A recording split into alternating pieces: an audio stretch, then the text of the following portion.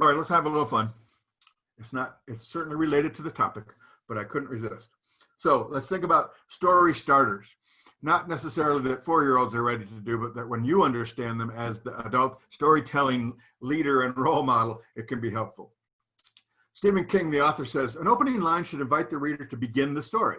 It should say, listen, come in here. You want to know about this. Remember the word invite that we had before? An invitation. The story should be an invitation. A closing line should leave you satisfied but wanting more.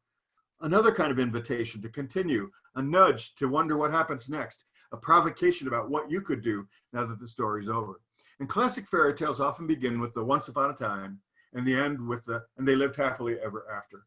And we know those phrases, but in between those bookends, those traditional storytelling openings and closings, lots of kinds of stories can happen. And then the good witch from The Wizard of Oz says, it's always best to start at the beginning, which seems like good advice around storytelling. Okay, now here's another little bit of fun. Familiar opening lines from children's books. You may know all of these, you may have heard them, you may have read them, you may love these books. In an old house in Paris that was covered with vines lived 12 little girls in 2 straight lines. From Madeline. The sun did not shine, it was too wet to play, so we sat in the house all that cold, cold, wet day. From The Cat in the Hat, Dr. Seuss. There was once a Velveteen Rabbit, and in the beginning he was really splendid. From The Velveteen Rabbit. You get the point here. I love children's books. I love wonderful writing, and that opening line in each of these just draws you into the story. Here's 2 more. In the light of the moon, a little egg lay on a leaf. From The Very Hungry Caterpillar. All children, except one, grow up. From Peter Pan. And of course, Peter was the child that didn't want to grow up. The most difficult thing about writing is writing the first line. That quote, I think, is appropriate after we put these classic first lines in front of you. It's hard to start a story, but it's good to remember that even for children, it can be hard to start a story. So you providing some story starters that get them thinking can be helpful. And just a couple of last lines as well. From The House at Pooh Corner. But wherever they go and whatever happens to them on the way, in that enchanted place on the top of the forest, a little boy and his bear will always be playing. Doesn't that leave you with an imagination about what Christopher and the bear are going to do beyond the stories that we've heard? And isn't it comforting to know they'll always be playing? And how happy I am now that I've become a real boy. From Pinocchio. And that, again, that notion of leaving us with that. Pinocchio goes from puppet to real boy and is thrilled about that. Okay, so this one's nice visual, a path to a story. What's the setting? Who are the characters? What's the problem the characters are trying to solve? What happens at the beginning? What goes on in the middle? What's the end? What solution did they come to? Right. So I just like the visual of this as an example of, what are those simple component parts of a story that you can help kids think about. Where were they? Who was there? What was going on? How's it end? Did they solve the problem? So 7 elements of digital storytelling, which comes from the Center for Digital Storytelling. This is a famous list of 7. You go into any of the literature on digital storytelling, you're going to bump into these. So the point of view, the dramatic question, the emotional content, the narrator's voice, I put in parentheses the author's voice, economy, think 3 to 5 minutes. I would say for early childhood education, think 1 to 3 minutes. These are short little stories. They're not long books like you see on the children's bookshelf in the lower right-hand corner. They're just quick little reflections on something that happened. That also frees up the author to not feel like I can never get to the end of this thing. What's the pacing? What's the soundtrack? So that leads to these tips. Establish a point of view.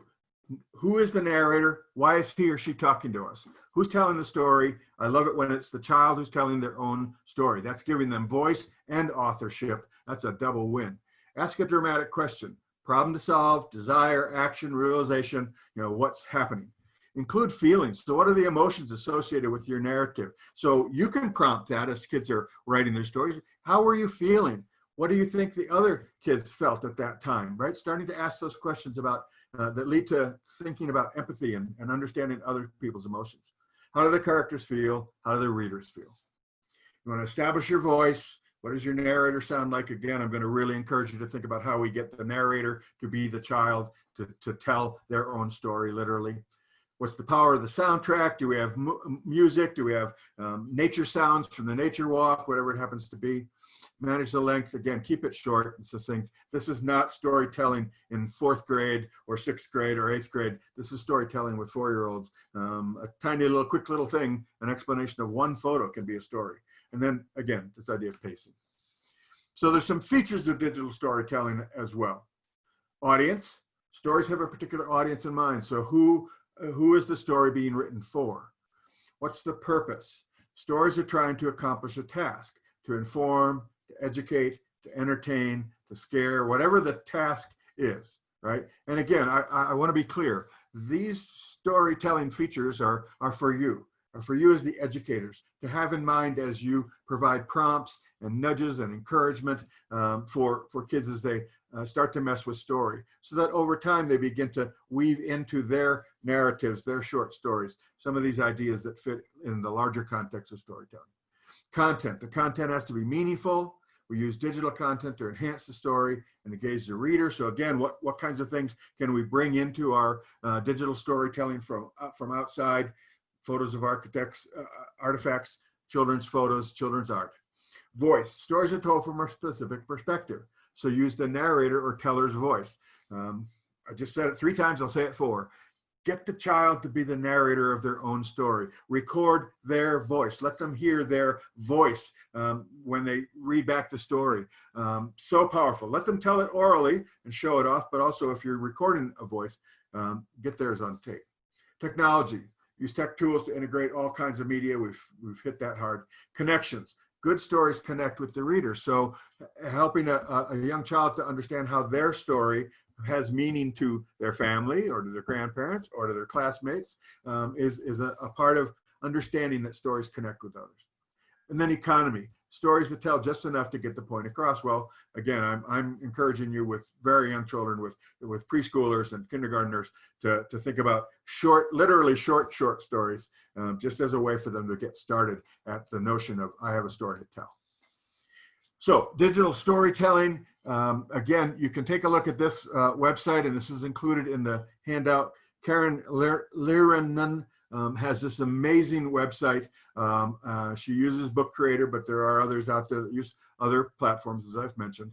But go there and take a look, because she's got lots of examples of children's books. She's got lots of examples of books that she's created. She has sections that talk about how do you use Book Creator for literacy? How do you use storytelling and numeracy? How do you use it in science or social studies? What about PE and music and art and on field trips? You get the point.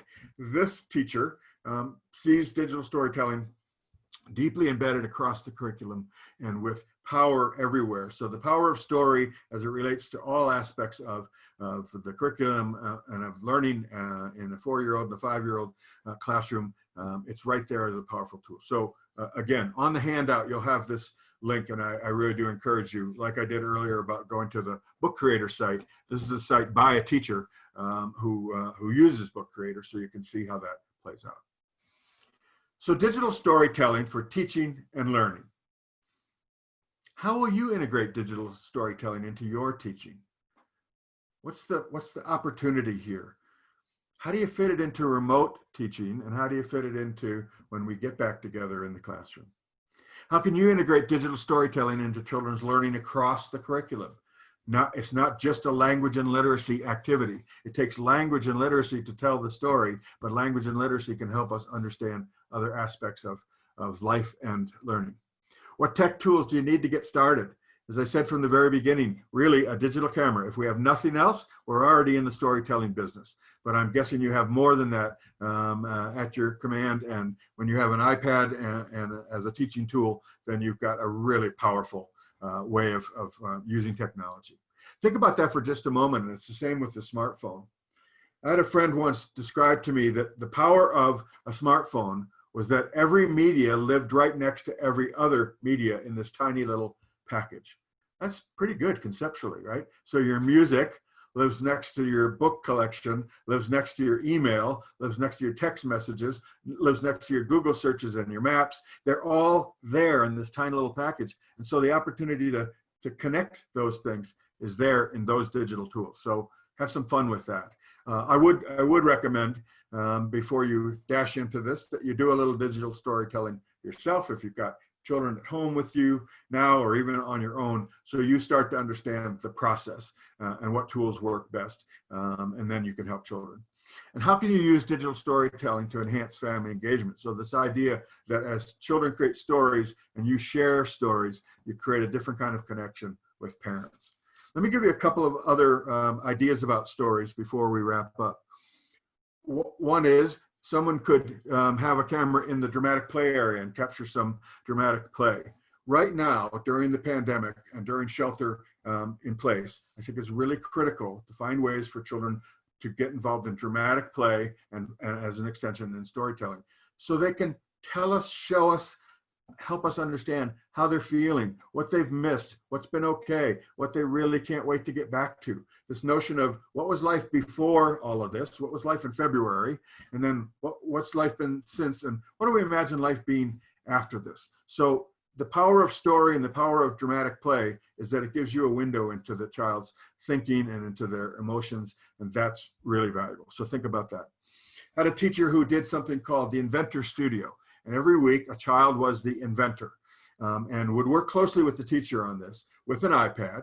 So they would make a decision about what they wanted to invent, what kind of thing that they wanted to create, and they would do some research on the internet and find pictures and ideas and audio and all of this. They put all of this together for the week.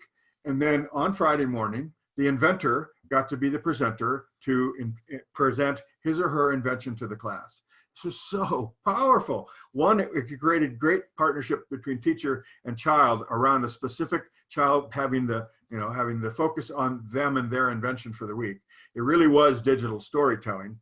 And what I loved best was, as soon as the child would be done showing and telling the story, the questions that came from classmates, they weren't critiques, they weren't criticisms, they were fascinating insights into what kids thought was important. So, also understand that moment of the storytelling is powerful too.